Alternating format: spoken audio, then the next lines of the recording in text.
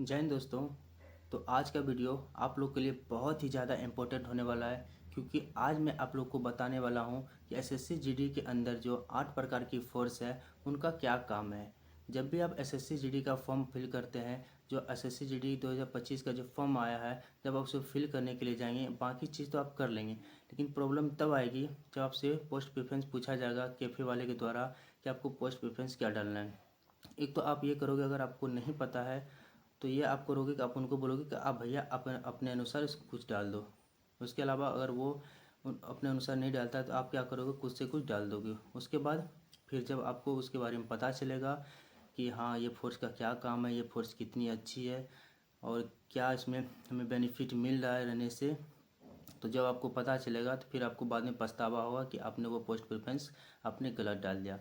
तो इस तरह की पछतावा आपको ना हो, आपको इस प्रकार की कोई भी प्रॉब्लम ना हो, उस चीज़ से आपको गुजरना ना पड़े, इसलिए मैं आज ये वीडियो बना रहा हूँ। आप इस वीडियो को शुरू से लेकर अंत तक देखेंगे तो आपको सभी 8 प्रकार की जो फोर्स है आपको उसके बारे में बहुत ही अच्छी तरीके से पता चल जाएगा कि कौन से फोर्स का क्या काम है और आपको पोस्ट प्रेफरेंस में किसको पहले नंबर पर रखना चाहिए, किसको सेकेंड नंबर पर रखना चाहिए। इसी प्रकार से 8 नंबर तक आपको किसको किस तरह से रखना है, तो ये आपको समझ में आ जाएगा आपको आज का ये वीडियो देखकर।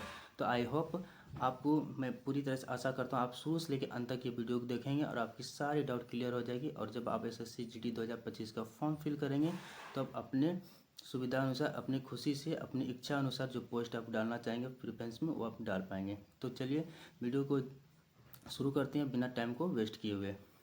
तो दोस्तों सबसे पहले अगर हम बात करें बीएसएफ के बारे में, बीएसएफ यानी बॉर्डर सिक्योरिटी फोर्स, इसका मेन रूप से ड्यूटी पाकिस्तान के बॉर्डर पे, बांग्लादेश के बॉर्डर पे और म्यांमार के बॉर्डर पे होती है।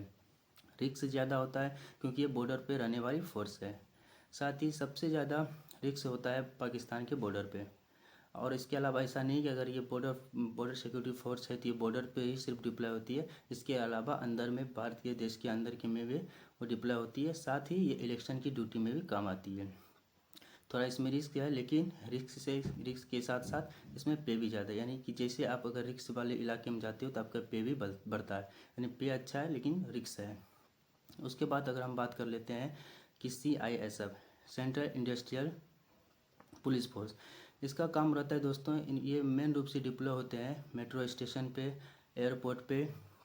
उसके साथ साथ आपका इंडस्ट्रियल एरिया जो होता है उस पर इसका डिप्लॉयमेंट होता है। इसमें रिस्क की कोई बात नहीं थी, रिस्क कुछ भी नहीं है इसमें। आप आराम से अपना ड्यूटी दोगे और अपना जीवन यापन करोगे, साथ में देश की रक्षा करोगे। आप किसी भी फोर्स में जाते हो तो आपको ड्यूटी तो देना ही देना है। होता है क्या है कि सब सब जितनी भी फोर्स है सबको ड्यूटी देना होता है, लेकिन होता है कि थोड़े थोड़े सभी की क्राइटेरिया अलग अलग होती है। किसी में थोड़ा रिस्क कम होता है, किसी में ज़्यादा रिस्क होता है। ड्यूटी तो सबको देनी होती है। आई होप आपको सीआईएसएफ के बारे में पता चल गया होगा। अगर सीआईएसएफ में आप भर्ती होते हैं तो आपको मेट्रो स्टेशन पे, एयरपोर्ट पे या फिर इंडस्ट्रियल एरिया, ये सारे जगह पे आपको डिप्लॉयमेंट किया जाएगा। इसके साथ साथ आप देश के अंदर जहाँ पे आपका बटालियन रहेगा वहाँ का आपको सेवा देना होगा। ऐसा नहीं है कि सिर्फ आप एयरपोर्ट पे ही डिप्लॉय होंगे, अंदर में जहाँ पे आपका बटालियन रहेगी वहाँ के आसपास के जो इलाके होंगे वहाँ भी आपको अपनी ड्यूटी देनी होगी, वहाँ की सुरक्षा आपको करनी होगी। अब बात हम करते हैं तीसरी नंबर पे CRPF की, सेंट्रल रिजर्व पुलिस फोर्स। इसका काम क्या है कि जब पुलिस, जो स्टेट के पुलिस रहते हैं, जब किसी भी काम को करने में नाकाम हो जाती है या उनसे वो कोई प्रकार का सिचुएशन आ जाता है उनके सामने जो उनसे नहीं संभलता है, तो उस सिचुएशन में CRPF को बुलाया जाता है। CRPF का मेन रूप से काम है कि वो नक्सल प्रभावित क्षेत्रों में, काउंटर इंसर्जेंसी सेंटरों में, साथ ही आतंकवाद के खिलाफ वो काम करती है। आर्मी के साथ मिलकर वो भी ऑपरेशन करती है। तो आप इस CRPF के बारे में भी समझ सकते हैं। CRPF में भी थोड़ा रिस्क है क्योंकि वो नक्सली इलाके क्षेत्रों में रहते हैं, उनसे सामना उनका होते रहता है।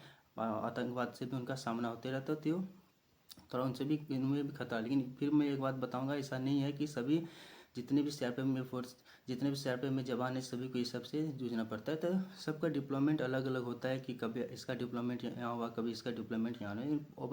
ओवरऑल ये है कि CRPF पूरी इंडिया में फैली हुई है, कहीं भी आपको CRPF में ड्यूटी लग सकती है। ऐसा नहीं है कि कोई पर्टिकुलर इसी स्टेट में अगर CRPF में है तो इसी स्टेट में आप रहेंगे। ओवरऑल इंडिया में कहीं भी आप जा सकते हैं। इसके बाद हम बात कर लेते हैं SSB, सशस्त्र सीमा बल। सबसे अच्छा फोर्स अगर कोई है जिसमें नो रिस्क है वो है SSB। SSB का डिप्लॉयमेंट होता है नेपाल और भूटान बॉर्डर पर। आपको पता है कि नेपाल और भूटान के साथ भारत का क्या संबंध है, बहुत ही एकदम भाईचारा वाला संबंध है, कोई भी खतरा कोई भी रिस्क नहीं है। लेकिन वहाँ पे ड्यूटी क्या होता है एसएसबी का, एसएसबी का ड्यूटी होता है कि दूसरे देश यानी कि नेपाल के थ्रू, दूसरे देश वाले नेपाल के थ्रू या भूटान के थ्रू क्या करते हैं, कुछ तस्करी करके लाते हैं, कुछ ड्रग्स वगैरह या हथियार लेके आते हैं। तो क्या होता है ना, एसएसबी का काम होता है कि जब वो बॉर्डर पर रहते हैं, जैसे कि ये नेपाल का इलाका है, ये भारत का इलाका है, जब वो नेपाल वाले भारत के अंदर आएंगे तो उनका काम है कि उनको चेक करना कि वो क्या लेके आ रहे हैं, लगेज में जो भी है, गाड़ी में जो भी है, उनका काम है कि वो चेक करना।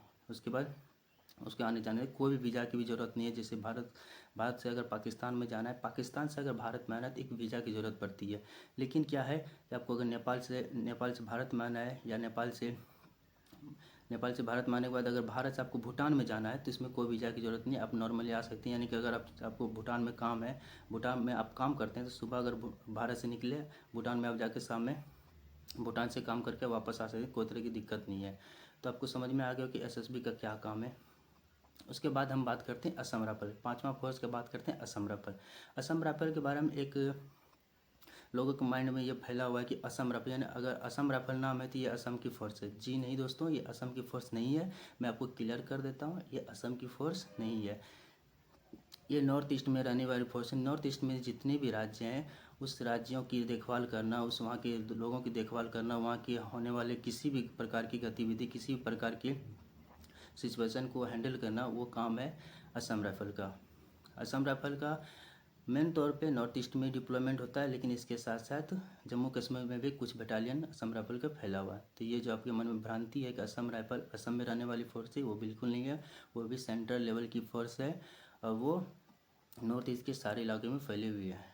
इसके बाद हम बात कर लेते हैं आईटीबीपी का। आईटीबीपी का डिप्लॉयमेंट होता है तिब्बत वाले इलाके में, तिब्बत के इलाके में, चाइना बॉर्डर पे, जम्मू कश्मीर में, अरुणाचल प्रदेश में, जिसमें हाई एल्टीट्यूड है, जहाँ बर्फीला इलाका है, वहाँ आईटीबीपी का डिप्लॉयमेंट होता है। आईटीबीपी का थोड़ा सा स्ट्रगल है, रहने खाने हर चीज़ में स्ट्रगल है, क्योंकि उन्हें हाई एल्टीट्यूड में रहना पड़ता है और साथ ही पूरा बर्फीला इलाके में रहता है, -डिग्री में उनको सर्वाइव करना पड़ता है। लेकिन जो भी फोर्स है बहुत ही तगड़ी फोर्स है, क्योंकि आप जब भी उस सिचुएशन में जाओगे, उस फोर्स में जाओगे, आप भी रहते रहते उस सिचुएशन को अच्छे से हैंडल करना सीख जाओगे। तो मेन रूप से ये है कि चाइना बॉर्डर पे जो भी डिप्लॉयमेंट है, तिब्बत पे जो डिप्लॉयमेंट है, वो आईटीबीपी की रहती है। वहाँ की जो बॉर्डर सुरक्षा है वो आईटीबीपी के हाथ में रहता है। इसके बाद हम बात करते हैं एसएसएफ। एसएसएफ एक बहुत ही अच्छी फोर्स है दोस्तों। जब भी आप फॉर्म भरने के लिए जाते हैं, जिनको भी थोड़ा सा भी ज्ञान है कि हाँ इस फोर्स के बारे में थोड़ा सा भी ज्ञान है, वो सबसे पहले आपको रिकमेंड करेंगे कि आप एसएसएफ को डालो। मैं भी पर्सनली रिकमेंड करता हूँ आप एसएसएफ को डालें। एसएसएफ को क्या होता है कि जो मंत्रालय होता है, जो सचिवालय होता है, वहाँ इनको ड्यूटी पड़ती है। ठीक है, वहाँ इनको ड्यूटी पड़ती है। उनका काम क्या होता है कि जो भी मंत्रालय में लोग आते हैं, गाड़ी से आते हैं, उनके पास जो भी सामान होता है, कुछ भी हो, उनका काम है मंत्रालय के अंदर जाने से पहले, सचिवालय के अंदर जाने से पहले उनको चेक करना, अच्छे से बारीकी से चेक करना कि कोई ऐसी आपत्तिजनक चीज़ें तो नहीं है उनके पास जो वो अंदर लेके जा रहे हैं, जिससे आगे चल के प्रॉब्लम हो सकती है। तो मेन काम वो उनका वो है। साथ में इनका अगर ड्रेस कोड की बात करें, ड्रेस कोड सेम खाकी वर्दी की तरह रहती है। तो बहुत ही अच्छी दोस्त ये फोर्स से आराम से आप नौकरी कर सकते हैं, बहुत अच्छा। और इसमें वैकेंसी बहुत कम आती है, क्योंकि बहुत ही देखो, आप कभी आप गौर करना, जो भी बहुत ही अच्छी फोर्स होगी उसमें वैकेंसी बहुत कम आएगी। ठीक है, इसमें भी बहुत ही कम वैकेंसी आती है और इसके कारण जो कटअप भी बहुत ज़्यादा जाता है। आई होप आपको समझ में आ गया होगा कि एसएसएफ किस प्रकार की फोर्स है। इसके बाद हम बात कर लेते हैं एनसीबी, नारकोटिक्स कंट्रोल ब्यूरो। ये भी एक बहुत ही बढ़िया फोर्स है दोस्तों। इनका काम क्या है कि बाहर देशों से किसी प्रकार के नशीले पदार्थ को देश के अंदर नहीं आने देना, ड्रग्स का सप्लाई जो होता है वो नहीं आने देना, किसी प्रकार के अगर तस्करी होती है उस सारी चीज़ों पे कंट्रोल करना, उन सारी चीज़ों पे नज़र रखना इनकी काम होता है। बहुत ही अच्छा काम है। और इसका मैं बता दूं आपको, इनका डिप्लॉयमेंट बड़े बड़े शहरों जैसे कलकत्ता, दिल्ली, मुंबई, हैदराबाद, अहमदाबाद, गुजरात, इस प्रकार के बड़े बड़े शहरों में इनका होता है।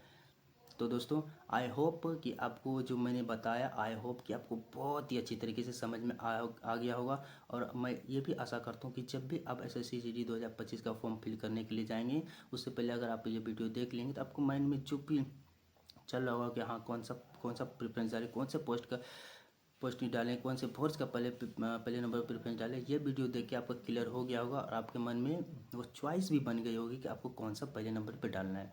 मेरा मकसद यही था कि आपको ये बताना कि आपको दिक्कत ना हो, अगर जब पोस्ट प्रेफरेंस आप डालो तो आपको दिक्कत ना हो। तो आई होप आपको ये वीडियो बहुत ही ज़्यादा अच्छा हेल्पफुल हुआ होगा। मैंने बहुत अच्छी कोशिश किया कि आपको मैं अच्छे से क्लियर कर पाऊँ। फिर भी अगर किसी प्रकार की डाउट रह गया है, किसी प्रकार की त्रुटि हो गई तो आप कमेंट में बोल सकते हैं, पूछ सकते हैं। अगर किसी प्रकार की त्रुटि हुई होगी मेरे से तो मैं उसको क्लियर करूँगा आपको, ठीक है। तो आपको वीडियो के कारण है शेयर करना है, अपने दोस्तों के साथ शेयर करना है, क्योंकि वो भी हो सकता है उनको पता नहीं होगा और वो फॉर्म फिल करने के लिए जाएंगे, फिर वो गलत कर देंगे। गलत करने का मतलब है कि उसको कौन सा डालना था कौन सा डाल देंगे, क्योंकि उसको पता नहीं है।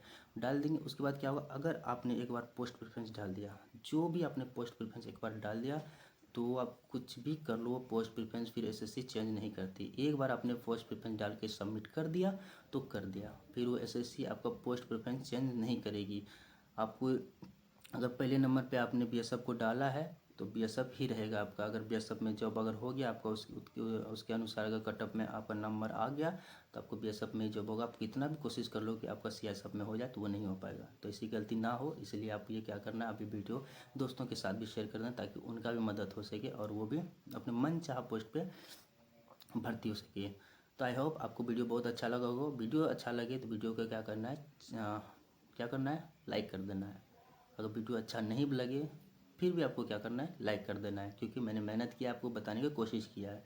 साथ ही चैनल पे पहली बार अगर आए तो चैनल को सब्सक्राइब कर देना और साथ में बेल आइकन को दबाना बिल्कुल मत भूलना दोस्तों, क्योंकि 2025 वालों के लिए स्पेशल ये बात है कि आपकी जर्नी अभी से शुरू हो रही है। आप फॉर्म फिल करोगे, यहाँ से आपकी जर्नी शुरू होगी। आपकी जर्नी यहाँ से शुरू होगी और सीधे ट्रेनिंग सेंटर जब इन करोगे वहाँ तक की आपकी जर्नी होने वाली मेरे साथ। अगर वहाँ तक आपको जानना है कि क्या क्या प्रोसेस होता है, एसएससी क्या है, एसएससी का फिजिकल कैसे पास करना है, एसएससी का मेडिकल कैसे पास करना है, साथ ही उसके बाद जब आप ट्रेनिंग में जाओगे, ट्रेनिंग में क्या क्या होने वाला है, कितनी सैलरी आपको, पहली सैलरी आने वाली, दोस्तों हर तरह की जानकारी आपको इस चैनल पे मिल जाएगी। तो आपको क्या करना है, चैनल से बने रहना है, चैनल को सब्सक्राइब करके बेल आइकन को दबा देना है, साथ में दोस्तों के साथ क्या करना है, शेयर कर देना है।